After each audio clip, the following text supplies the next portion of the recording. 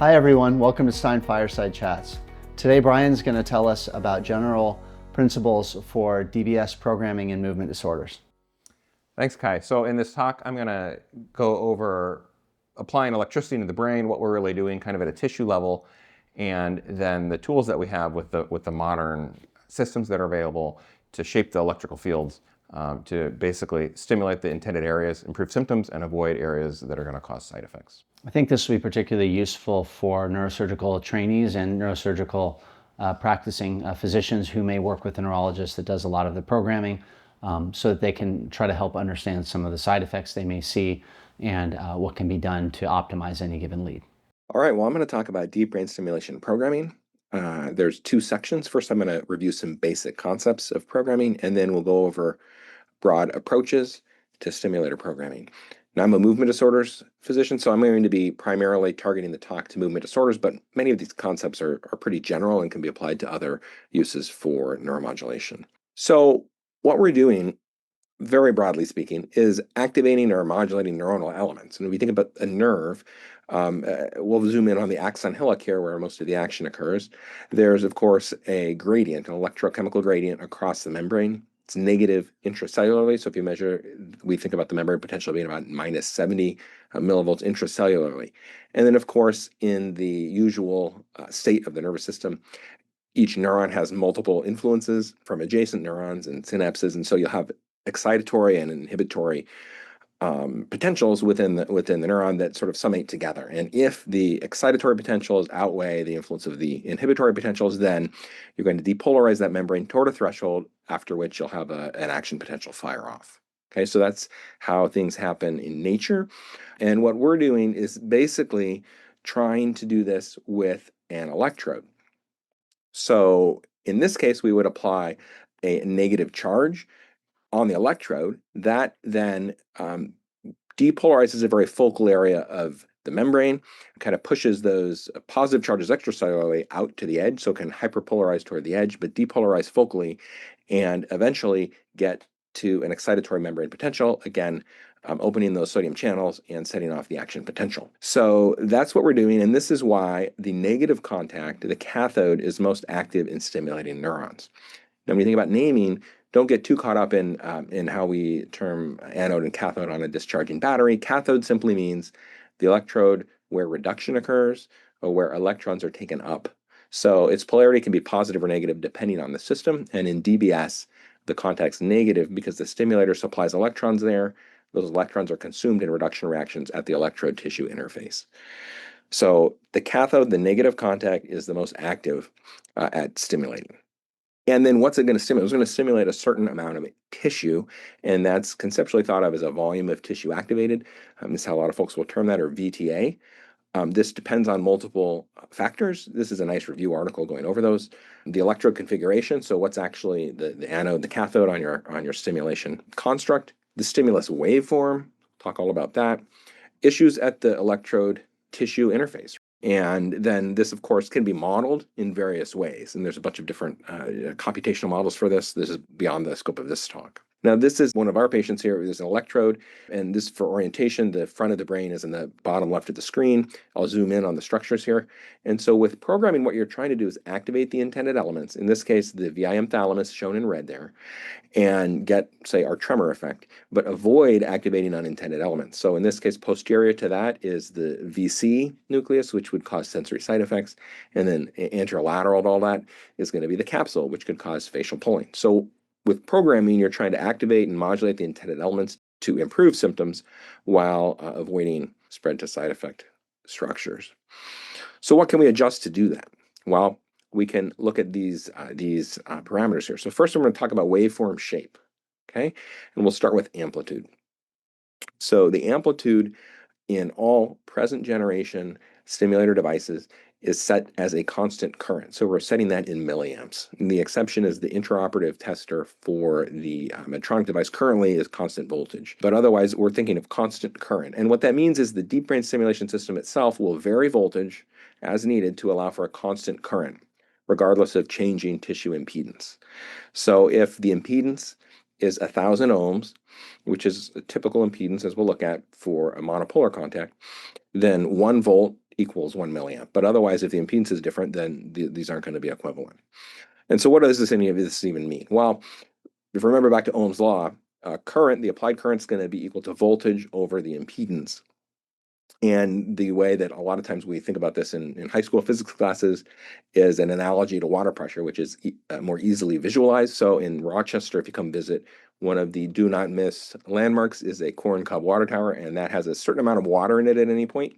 So the distance between the water level and the outflow is a potential energy. And in fluid dynamics, we'd call that a pressure. But in the electrical system, we would call that a voltage. So this is an electrical potential that's there whether or not any current's flowing.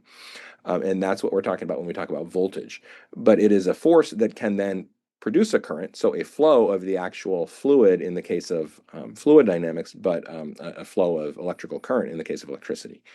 And what sort of mediates the relationship between these two things is the impedance. So in the fluid example, if you had a valve, you could set a very high impedance by closing the valve, and that's going to reduce the current flow, or you could open it wide up, reduce the impedance, and then the current flow will increase. So the flow is determined by both the voltage and the impedance. And then ultimately, as flow continues over time, it's going to deposit charge in the tissue, and that would be represented in this example by the amount of water in the bucket.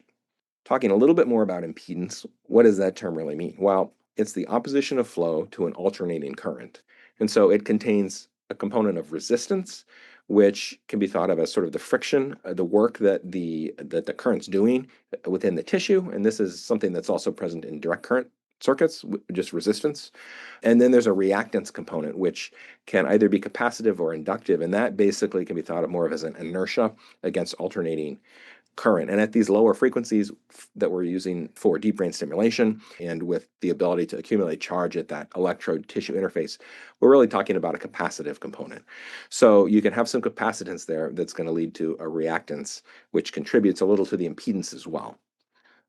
Impedances can be high, abnormally high, if you have an open circuit. So if there's a disconnection, so lead fracture, or one of the connector sites isn't fully seated. Okay, you can have air that's going to have a higher impedance than tissue that'll show up potentially. Over time, if impedance changes, maybe it's not sky high, but it's getting high, we think about gliosis or anything really interfering with that electrode tissue interface. Conversely, a low impedance is going to imply a short circuit. So that could be a damage to the insulation, and now you have wires crossed. Or it could be maybe the system's intact, but there's abnormal fluid collection along the lead, causing a lower than typical impedance between two contacts on that end of the lead. To the right here, you see a normal impedance profile for one of the current generation radially segmented electrodes. And if we look at that a little closer, you see the top and the bottom contacts are circumferential, and then the contacts in the middle two levels are trifurcated. And so if we measure impedance, say against the top contact there and the case, or shown on the right, you see a similar measurement for the bottom contact, we're getting numbers about 1,000. That's pretty typical for a monopolar impedance. But if we look at a smaller, so a radially segmented contact against case, impedances are about 3 times as high. They're about 3,000. And then if we look at the bipolar impedances, so a large contact against a large contact, that's about, in this case, 1,800. I think about 2,000, in general. And if we look at a large contact against a small contact, these are about 4,000. And of course, if we look at a small contact against a small contact, then these are much higher yet. And so despite the fact that these numbers are different, this is a very healthy, normal impedance profile for one of these newer electrodes. And so what to do? If you have a high impedance, well, it doesn't necessarily mean you can't use that contact if it's not so high that it represents a disconnection. What it means is the system's just going to have to provide a much higher voltage to supply the current. Low impedance, the main thing there is if you have a low impedance between two contacts, then you cannot set one as a cathode and one as an anode. Otherwise, you're just bridging the battery and you're going to burn the battery, just like putting a paperclip over a cell battery. So when we think about setting multiple contacts, and we'll get more into configuration later, but if you set, say, 3 contacts here as negatives against the case as a positive, and if we had only one source of voltage, then these would be connected in parallel. And what you can see is that the current's going to be distributed then according to the relative impedances between these contacts. So if these contacts all have similar impedance, you're going to get a nice symmetrical VTA like what you see on the right. But that's not necessarily the case. If one of these contacts has a much higher impedance, then there's going to be a lot less current going out of there, and you won't see that shape on the right. It'll be a different shape. Also, you don't really have a choice of the shape beyond what you get. So some of the newer generation systems have what's called multiple independent current control. And so what that involves is you can think of it as a separate current source for each kind of combination, for each electrode that you have in the mix. And you can actually set a percentage of current that's going to go out there. And so if we had this multiple independent current control and we set each one to about 33%, you're going to get the same pattern as you would bridging them all together and having constant impedance between them. However, you can now adjust this. So we could say, look, we want to make a little bit of an angle to our stim field. Maybe we're up against a structure in that orientation. So we're going to lower the current on the bottom electrodes and really increase it on the top, and we'll get this kind of a shape. You can only do that if you have multiple current sources for that. You could get even fancier and say, I don't want all of my anodic potential on the can or the IPG case. I want to move some of that to the electrode. And you can see here, when we do that, you're kind of hyperpolarizing the edge and tightening up the field a little bit. And we can move even more down from the case down to the electrode, and that tightens things up even more. So with the multiple independent current control, you're able to shape the field a little more than you could by just hooking up a bunch of contacts to a single source, where you're then going to have a distribution purely defined by the relative impedances. So that's amplitude. When we think about the DBS pulse, there's also pulse duration. So that's how long is this turned on? How long is the faucet on? How full is that bucket getting? Now, as it turns out, this is a per pulse parameter that we're thinking about because there's also a passive and active charge balancing phases. So these are too low to really have a lot of oomph, if you will, but they bleed off the charge that was deposited in each pulse. And the reason for this is to prevent net charge accumulation, because if you had a lot of charge accumulating, you could have hydrolysis, air bubble formation in the tissue. And then, of course, we'll talk a little bit more about frequency, but these pulses are happening at some defined frequency. Now, this is exaggerated because the pulses actually don't last very long at all compared to the period. So if you look at the cycle period up top at some clinically relevant frequencies, and you look at the pulse width below at clinically relevant frequencies, and for example, if you look at 130 hertz and 60 microseconds, you see that the stimulation, the cathodic phase of stimulation, is actually very minimal compared to the entire cycle period. So it's mostly turned off and briefly stimulating. The next thing that we would consider would be electrode configuration, and that's the selection of which exact contacts are cathodes or anodes. I showed that a little bit. But broadly speaking, we talk about monopolar. Now, I put it in quotes here because, of course, you can't just have a negative contact. You have to have a positive return. When we say monopolar, what we're meaning is that the positive return or the anode is the case itself. So the IPG case, sometimes people call that the can. And so this is what we think about a monopolar configuration. And when we turn that up, we put a little current in there. We'll get it up to 2 milliamps. You see that this basically creates a sphere. That's because from the standpoint of the contact, which is far enough away from the electrode to sort of be serving as a point source, you have a spherical field. But if you watch the shape of this, as I move the anode, the positive contact from the can onto the lead, you can see what happens here. So you can see that the field actually shrinks in a little closer to the electrode, even though we're still at 2 milliamps, because we're putting a positive charge nearby, that shrinks the field. Now, if I move this positive charge even closer from what I'd consider a wide bipolar to maybe a medium bipolar, you can see that shrinks the field even further. And of course, if we go with a tight bipolar, the field's even further. Now I'm going to move this up one level, so same settings, just up one level, and I'm going to add a positive contact to the very bottom. And look at what happens in that middle area there. So that's even tighter.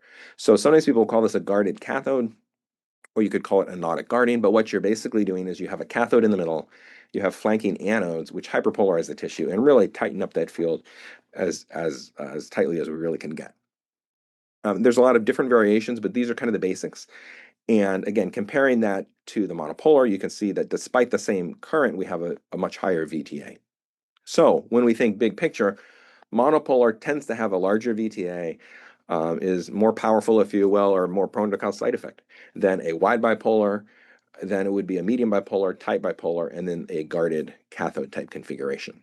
There's a little bit of caveat here in that the other thing that's changing, other than just sort of the spatial extent of what we're modulating, is the orientation of the electrical field line.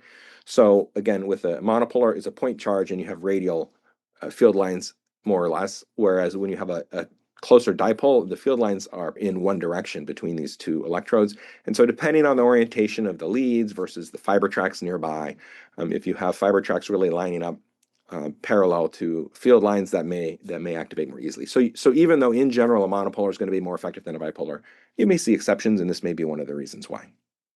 The other thing that we'll look at is radio configurations. Now that we have these newer electrodes with trifurcated segments, if you turn up the field and you get side effect and effect kind of at the same point, then you can't really go bipolar and pull it in, because that's just going to give you the same problem. What you really need is something that can steer radially. And here's an example of a system that can do that. So now we're putting 100% of the current straight forward, but now we'll use the multiple independent current control to slowly rotate that field. And actually we see there's more side effect, less effect. And as we keep going, there's more effect here. And so you can not only use the configuration up and down the electrode, you can now use these radial electrodes to define your configuration. I want to spend a second talking about charge density. It's not something we really think about a lot, but it's good to know about behind the scenes here. So charge density, we're thinking the charge per pulse per unit area. So charge per pulse is basically going to be your current times pulse duration. So if we had, say, 2 milliamps held for 60 microsecond pulse duration, then you have 0.12 microcoulombs of charge per pulse. And then you divide out that by the surface area and you get the charge density. So the DBS system's looking at all this behind the scenes. They're making sure that the applied stimulation is well below tissue safety limits, typically thought of as 30 microcoulombs per centimeter squared, but you don't have to worry about that. The system's doing that. And so if you have really high pulse widths or really high amplitudes or both, you may get into these warnings where it won't let you push further. Another thing to think about, at least as things develop down the line, is when we're looking at a VTA, we're looking at sort of a region of activation. And so if you look at on the bottom left, you see we have a concentric electrode. The VTA is this size, and if we put all that same amount of current forward, it's a similar size VTA.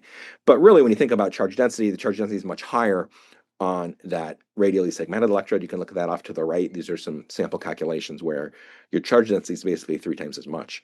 And so there may be obviously consequences to having a very high charge density versus a more distributed amount.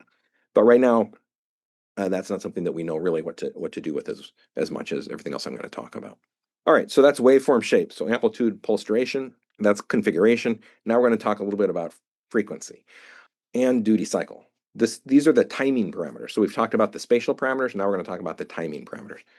So in general, stimulation is done at high frequencies, which we define at greater than or equal to 100 hertz for movement disorders. That's basically because during lesioning procedures, when they were using stimulation for side effect mapping, they were using 50 hertz. So 100 hertz seems pretty high compared to that, though of course not that high compared to other frequencies that are measured out in life. Lower frequencies can be considered in certain situations. So we think about that in Parkinson's disease, if you have gait problems, maybe swallowing problems or speech problems, particularly if they're caused by or exacerbated by stimulation, then you might be thinking of trying a 60 to 80 hertz stimulation. That may not work as well for tremor, but it may help those other things. And selected dystonia patients potentially. And there's been some work with alternative or experimental targets, such as the pedunculopontine nucleus for axial symptoms. Usually people are using lower frequencies for that. Epilepsy, again, I'm not talking a ton about that here, but quite frequently patients may use lower frequencies, even very low frequencies down to 2 hertz in epilepsy constructs. If you think about duty cycle, that's how long is the stimulation on versus off. For movement disorders, we're typically just having it on. Maybe you turn it off overnight, but it's on when it's on. And that's partly because our symptoms return very quickly once the stimulation is stopped. Intermittent duty cycles are often used for epilepsy. So say the major Sante trial that looked at anterior nucleus stimulation, that was a duty cycled stimulation. And some experimental cases, there's been some work with Tourette syndrome using duty cycle stimulation there. The other thing you can sometimes do with some of the systems, if you're able to set the cycling down to a fraction of a second, then you can actually make bursting stimulation, shown in the bottom panel of that figure on the right, where you could sort of mimic a bursting pattern just by rapid cycling on and off. And that, again, hasn't been very well studied, but can be used in dystonia or other conditions, may have a little bit different effects. So that's what we do with frequency and duty cycle. We don't have a ton of options there, and it's mostly empiric. Then interleaving. So what interleaving is having 2 programs that you run at the same time. Not really at the same time. One gets pinged and then the other gets pinged. So they are 2 separate patterns that alternate in time. So I'm going to show you a couple of examples. So on the left, you can see a model of, and this is a Medtronic system that kind of shows you both programs, shows you them at one time, but they're occurring at separate times.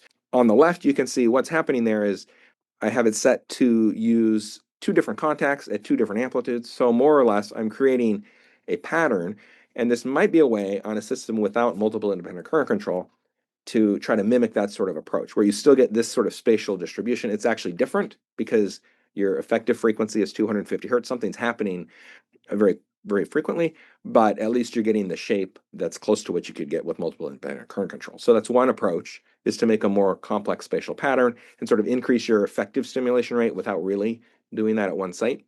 On the right is another approach where you're actually targeting two different areas. So you're saying, I want this part of the target for one symptom and this part for another. And potential examples would be Parkinson's disease with tremor, but also with gait problems. So maybe you're going to use a higher contact with a higher frequency to try to target that tremor. You get some of the fibers above the STN maybe to improve tremor, but in the heart of the motor STN, we're going to actually use a lower frequency for gait. And a similar situation might be dyskinesia. Maybe you have a patient with stimulation associated dyskinesia right at the heart of the STN. So you're going to back that off a little bit and add a contact up to hopefully help with the dyskinesia. So these are approaches where either with interleaving, you're trying to make a more complicated shape than you can otherwise make, increase the effective frequency, maybe in a way that's better tolerated, or hit two parts of your target with a little separate parameters overall, because the separate interleaves can have independent pulse durations and can have independent frequencies. So that's what interleaving is about. And that really concludes the conceptual overview of programming. I want to talk a little bit about how we handle programming from an overall approach standpoint. And so the first would be empiric, and that's basically trying something and seeing what happens.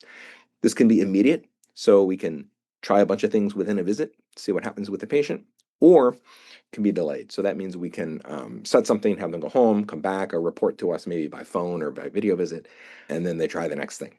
But you're trying something, seeing what happens, and iterating on it. And so the classic way that we're doing this, because again, we're trying to hit the intended targets and not the unintended targets. So if you're going to be purely empiric, you need to just see what's available to you. And so what we do is what's called a monopolar review classically, where you set the case as positive, you set the bottom contact as negative, you turn it up and you see what happens. So in this case, maybe there's some tremor control, but there's some paresthesia from spread to the VC, which is posterior to us. Maybe here it's a little better. Here, maybe we got great tremor control, no side effect. And then you go a little higher. Maybe the lead's a little lateral. That top contact is close enough to capsule that you have some facial pulling with this. So then you're going to write all this down, right? And this is a very detailed monopolar review, an example from one of the patients. You can see going up and seeing exactly what happens effect-wise, side effect-wise. And then you're going to go back, look at that, and pick the best contact. In this case, obviously, it would be this middle contact. So that would be a monopolar review. Now, the strength of it even today is it tells you what's available to you. So somebody could tell you, I'm using this methodology or that methodology to say, hey, this is where you should start. But if you've never explored anything else, then you really don't know if that particular spot is the best or what else is out there. So it gives you a little bit of a map to use. And then, of course, I showed this sort of example already. The other way that this could be performed would be radially. So let's say you have trouble with the initial monopolar review, you can do the same thing and do a sweep around and look what direction, what radial orientation is associated with side effect versus effect. So that's empiric programming. The problem with this is there's now an ever-expanding set of ways we can program, and you've already seen that with the new leads in the radial orientation that I've shown, but now there's even a newer lead from Boston Scientific shown on the right there, where there's even more levels of this steering. So it's really not possible to realistically try everything empirically. You can do a subset of it, but ultimately the monopolar review can't really show you everything available with these modern systems. The other thing is your assessment may be confounded. So potentially a patient is in the off state. Maybe they have Parkinson's disease and they're in the off state. Well, you're not going to know what they look like in the on state once they take their medicine if you're only programming them in the off state. The other thing is maybe they're a tremor patient, but you've spent 2 hours on a monopolar review and they're just fatigued and now their tremor is getting worse because of that. So the assessment isn't always perfect. Wash-in time for beneficial effect can vary. So for tremor, it's pretty quick. For rigidity, it's pretty quick. But for bradykinesia or for gait, the wash-in can be hours to days. And for dystonia, the wash-in can be days to months. So if you're sitting there trying 50 things in a session, you're sort of assuming that wash-in time is very quick. Also, you're not seeing delayed effects of overstimulation. So sometimes you may have a setting that looks good, but then as they go try it for 2 months, they end up getting facial pulling or some other sort of spasticity or speech problem because over time you're just stimulating, say, the internal capsule too much. So this is sort of the downside, and because of that, we're looking into other approaches. So we'll talk about image-guided programming next. Now, frankly, we've had image-guided programming for some time in that if the neurologist knows what they're doing, they have an image in their mind of what target they're after, what are the nearby structures. It's very important to understand the microanatomy. How is the lead probably going through them? And so if you get sensory side effect, for example, you know to kind of move up the electrode because that's also moving anteriorly. And so we've had this idea, this image in our mind. So what we're really talking about by image-based programming in the modern era is bringing this all together with postoperative imaging, taking the lead location as shown on a CT. You can window for metal and see that. You can co-register the CT to an MRI, right? So they're in the same space, and you can take the metal artifact of the lead and put it on the MRI as you see on the lower right there. That helps, particularly if you have a good enough MRI and you can see your target on the MRI. But you do need to know where your target is for this. And so one way is to segment within patient space. If it's visible, you can just see it. Otherwise, you can use different algorithms to kind of segment that structure relative to other structures. So that's one approach. Another approach would be using tractography specific to the patient to identify a target. Another approach shown here is you can take your patient's brain and sort of normalize it. So you're deforming it into a standard space, which has atlases, and you look at that on different atlases. And so there's a lot of different ways to do this, but you do need to end up deciding where are you actually trying to stimulate. And then you have to model the electrical field if you're going to go all the way here with this approach, because you need to know what settings are going to stimulate the area that you've defined as your target. And so that's going to depend on the stimulation parameters, potentially the tissue type, the fiber orientation. So again, I showed this paper before. You can get very fancy with these models, but you have to trust the model if you're gonna rely on this approach. And then of course you're still gonna have to validate. So you're gonna have to turn it on and see what actually happens. But this just may speed the process up.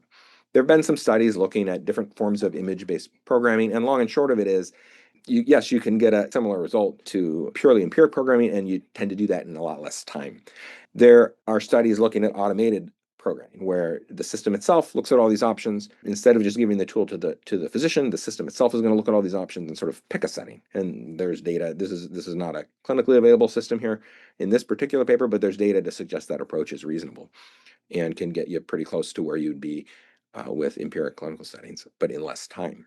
So this can be done nowadays in many ways. You can use BrainLab or other planning software to kind of see where the electrode is and segment out the patient. This is an example from one of our patients. We often will work them up in an open source program called Lead DBS. Lead DBS is not on label for clinical use, but it is a way to get the images in there and registered. And so that would give you an idea. You can even field model. And I'll show you an example of that for one of my patients. This is a patient who had stimulation-induced mania, came into clinic. And so we modeled up the electrodes and the settings that were inducing this. And we were able to look, we had pretty good STN coverage, obviously with the stimulation. But when we look at just limbic STN, we were hitting limbic STN probably with that left electrode. The first thing that was done, actually before we modeled this, is, again, we did that image-based programming in our brains, if you will, knowing that moving up the electrode is going to move away from limbic STN, probably. So we did that with both of the leads initially. And of course, you can see we did move away from limbic STN, but we also moved away from STN overall, particularly on the right. So that's when we did all of this imaging. We were able to kind of look at a couple of different options and pick a different setting that really was just tickling limbic STN maybe on the left, well clear of it on the right, and hitting the motor STN to a greater degree, and the patient did well with this.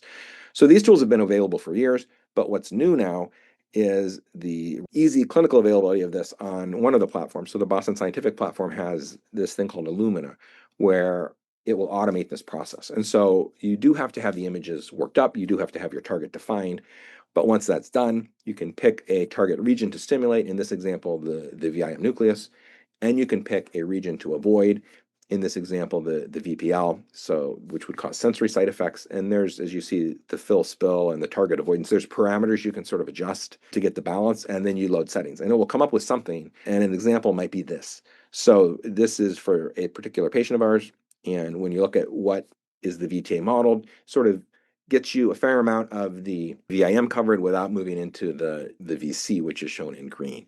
Now, if you look at the construct, it's actually pretty complicated with a little bit here, a little bit there. If you look at what's really happening, though, is we're basically steering the cathodic energy between levels 2 and 3 there, straight into the plane of the screen. And so with some anodic guarding on either end, and then about half of the anodic charge on the case. And so this might be something you do you could come up with on your own by having a guarded segment and spinning it around and seeing what direction is best. But having this present in an automated fashion is actually helpful and may get you there more quickly. Once this loads up, you do have the ability to use the steering controls on the right to raise the field up a little or go inferior on the electrode, and you do have the ability to rotate a little bit around there as well. The other thing that image-guided programming might allow is a better titration of stimulation effect to specific patient phenotypes. So there's been a lot of work on the different regions of the STN and fiber pathways around it that, when stimulated, lead to benefit of certain symptoms. So there's a paper that's a nice review on that, looking at, you may not want to stimulate the same place for tremor as you want to for rigidity or bradykinesia. Now, all of us have sort of known this, I guess anecdotally, that say for tremor, you kind of want to be stimulating a little higher up and maybe a little more posterior. But these sorts of studies now are really bearing some of that out. And the more of this we have, again, the more you're going to want to have some way to apply that back to a setting. And I think the more important image-guided programming becomes. There are limitations, though. First of all, there's a lot of assumptions you need to understand, and then you need to trust. So was the lead properly co-registered? So was that CT actually properly co-registered to the MRI in the first place? I mean, if you didn't do it yourself, I guess you better trust who did it. The target definition. So is the target, first of all, is it the right target at all? Are you selecting STN? Are you selecting motor STN? Are you selecting the subregion of motor STN? Then is that actually what is selected in that particular patient? How did that happen? And then let's say you have all of that correct, that's going to help you as you're programming. But if you're going to have a system automatically programmed, then you better have the field modeling right. It better know what direction it's storing the current, kind of how much tissue it's actually affecting. And so these are assumptions that may or may not hold all the time. The other assumption is that the settings that maximally modulate some imaging target you've selected are not going to be associated with side effects, right? And so, again, I showed the Boston platform tries to accommodate that a little by looking at both things, but you have to be wary that side effect may be a little harder to predict. And so I think in the end, this can speed up programming significantly, but it's going to still be guided by the empiric findings. And finally, I want to talk a little bit about neurophysiology-guided programming, which has just come to the forefront. There's been a lot of research on this, a lot of ideas about it, but now we have the ability with one system, with the Medtronic system, to actually sense the local field potentials. And so this is primarily being applied, at least clinically now, in Parkinson's disease, where the increased power, spectral power in the beta frequency range, so people call it the beta band, this is the most commonly used biomarker for, first of all, the optimum site of stimulation. So where do you want to go? Where do you want to stimulate? Maybe you don't have imaging, but you have a lead in there, and now you know where this beta activity is at its peak around that lead. You can just target that. Also, by tracking that over time, you can potentially look at the severity of the current Parkinsonian state. So it's a biomarker that can look at direction, but also severity. And I'm showing two things here. These are data from one of my patients. So on the left, this is kind of my own version of one of these surveys along the electrode, and you can see that there's definitely a oscillation in the beta frequency range seen in all of these combinations, but it's mostly seen in that orange trace, which is localized to the middle of the electrode. So that's probably where we want to be stimulating. And then on the right, this is a patient where I had just recorded over time within a band centered at 17.5 hertz, because that's where this peak was for this patient.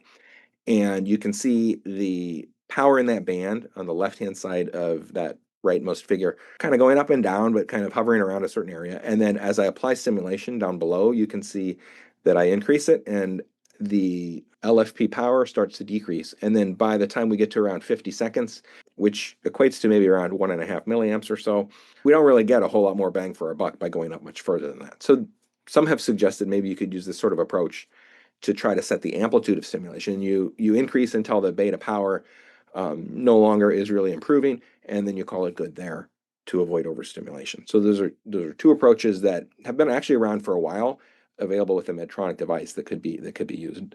The way that that's actually shown in the Medtronic system looks more like this. Again, I'm showing you a survey similar to what I just showed you, with similar results where those middle two electrodes show the highest beta activity. And you can also do the same thing around the lead. So you can look radially to figure out which direction to go. This can be done on the Medtronic Percept device. If you're not using Medtronic, you can still potentially take advantage of this. You just have to record intraoperatively off the electrode. So there are some commercial systems like Alpha Omega, which make an adapter that allow you to do that. There are kind of research setups that let you do that as well. But you can record at least the LFP profile and the map of it, even intraoperatively. So in this case, yeah, maybe you'd go after that contact pair for stimulation. Okay, so what's actually new and exciting is that Medtronic has recently been able to secure approval for neurophysiologic-based feedback programming, which they call adaptive DBS. And so what that does is it takes the LFP signal, it feeds it back into how we're actually stimulating. And there's two models for that, two ways you can do that. The first mode, shown on the left, is single threshold mode. And what that's based on is the idea that the beta activity is actually coming in bursts. So you may have a period of time where there's very high amplitude beta bursting and then another time where it's not really there. And the pathologic problem here is actually the high amplitude bursts. So this adjusts the stimulator on very brief timescales with a ramp up and down on an order of a fraction of a second. So what would happen would be you would see increased beta activity happening. The stimulator ramps up from a lower setting to a higher setting right away. Try to kick that burst back down, and as soon as that burst goes back down below a threshold, a single threshold that's set, the stimulation goes back down to the lower setting very quickly. So that's single threshold mode. Now the idea there would be, could we achieve a similar degree of symptom benefit at a lower overall average amplitude, which would potentially equate to lower side effect? So the idea is not accommodating for changes that happen with medication over time. It's just basically trying to see, can we get the same amount of effect with less stimulation overall and less side effect? That's single threshold mode. On the right of the screen is dual threshold mode, and that's a different approach altogether. That's basically adjusting over much larger timescales, you can see on the order of minutes here, to try to accommodate for what we're seeing with medication adjustments. So if you look here, at the very beginning, the stimulator is at a lower stimulation limit. That's a limit it won't go below, and that's shown in red there. And the LFP signal is between a lower and an upper threshold. So presumably that's the good zone, right? So the patient's fine, we're keeping stimulation where it is. But then maybe the patient's medications are wearing off, and the LFP, the beta power, is increasing, suggesting a greater state of Parkinsonism. And so when the signal's above that upper threshold, the stimulation amplitude starts to increase. Okay. And eventually that'll hopefully push the LFP back down into the good zone. Now the patient's okay. We can level off stimulation. Maybe we're not quite there yet. The medication wears off further. The beta signal increases further. Stimulation ramps up. There is ultimately an upper limit beyond which it won't go, and that can be set. And in this particular patient's case, they go into the good zone, so you can hang tight anyway. But then maybe they just took their medication, and now they're actually slightly overtreated. The LFP signal is below the lower threshold, and so we have the chance now to ramp stimulation back down. The system automatically does that. And again, maybe they kind of bump back and forth, and so they're okay here, but then they're still overtreated as the medication kicks in again, stimulation ramps back down. So the idea here is that you're adapting to the present state of Parkinsonism between two thresholds that are set. And so these, again, have just been out for a matter of several months now, and people are working them into their clinical workflows. And the paper, the study looking at this did come out. It was published recently. Basically showed, non-inferiority, and on certain metrics, there's probably a little better distribution of on time throughout the day. In this study, long-term ADBS was tolerable, effective, and this was limited to people who were previously stable while receiving continuous DBS. So my thought would be, if you just looked at people who are having trouble with continuous DBS in a specific way, for example, dyskinesia after DBS, and then you applied this sort of feedback stimulation, you might actually even see a greater effect size. This is available, as I mentioned, on the Percept platform. There's even more parameters to tinker with, so you have to set the maximum and minimum stimulation amplitudes, as I showed. You actually have to set these thresholds. One way to set those is you can acutely read the LFP thresholds in different states, but otherwise you can have the patient go home, record themselves over a few days. This is 2 days worth of data for one hemisphere in a patient, and you can see that while the patient's asleep before 6 a.m., the signal's really bottomed out, and then at some point in the early day, the Parkinsonism increases, the LFP power at least increases, and then it'll kind of go back and forth between these areas. You can try to pick your thresholds off of this longer term data. So limitations of neurophysiologic-guided programming. First of all, you're assuming that the biomarker, in this case, beta power, is measurable and valid as a marker for the optimal stimulation site and current symptom state in your specific patient. So not only is it generally a good idea, but in your particular patient, you can record it, it's all working, and it's going to be helpful. You're also assuming that optimum modulation of the biomarker. So in this case, you fully suppress the beta power, you turn it up a little more, and beta power doesn't come down anymore. That this optimal modulation means therapeutic effects have been fully optimized. That may not be fully true, particularly with tremor and some other symptoms.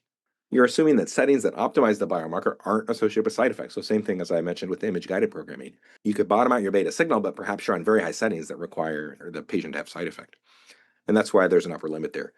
This, again, may speed up programming, although with all of the extra parameters, at least as people are figuring out how to use this, it may actually slow programming initially, but it may, for a given patient, improve response as it modulates the stimulation over time in association with their disease state. But again, needs to be guided by empiric findings. So you may try this, it doesn't really work as well. And even to get this started, you have to kind of select the configuration. You have to select where on the electrode are you going to be stimulating. So again, this is a great tool to have. Unfortunately, it's available only with certain systems. But fortunately, I think over time, it's only going to get better. So there's other control signals that may even be better than the beta frequency range power. So phase amplitude coupling is a way where you can look at basically the beta oscillation. And the best way to do it is look at the beta oscillation in the target against higher power in the cortex, which is really more associated with neuronal firing there. And so you can see when this is tightly locked together, the patient is probably in a Parkinsonian state. It's called phase amplitude coupling or rhythmic entrainment.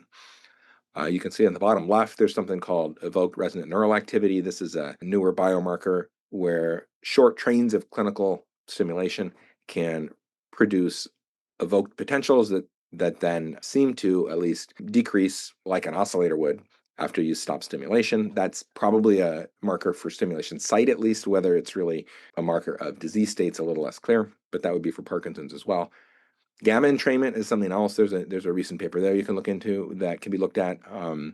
So gamma activity can be there when a patient is well treated or even dyskinetic without stimulation being turned on. But once you turn on effective stimulation, you typically entrain that gamma band to a subharmonic of the stimulation frequency itself. And then the other thing, maybe this isn't as fancy, but you could say for an essential tremor model, just measure tremor externally with an accelerometer. And when there's more tremor, you're going to ramp up stimulation. And when there's less tremor, you reduce it. So kinematic measurement of symptoms of whatever type might be another way to feed back into adaptive deep brain stimulation paradigms. So the long and short of it is we have these three approaches: empiric, image-guided, and neurophysiology-guided. But I don't think you're really going to be picking one approach. You're going to basically use everything that's available to you. And I think the image-guided and the neurophysiology-guided tools aren't going to really be that helpful for someone who doesn't know what they're doing, who doesn't understand how to run an empiric trial of stimulation. And if you're only using empiric and foregoing these other tools, some of which are available to anyone with any system, just with some extra tools, then I think you're kind of missing out on state of the art. So you really want an understanding of all these approaches to fully help your patients. I hope you enjoyed that talk on programming and that it gave you a pretty broad overview of the types of things that the neurologist will do after the leads are in place. Thank you, Brian. I think that that's particularly useful for surgeons like me as we try to understand how you start with a lead that has many different contacts and then design the optimal conformal stimulation to treat any given patient in a unique fashion. So I really appreciate it, man. Thanks.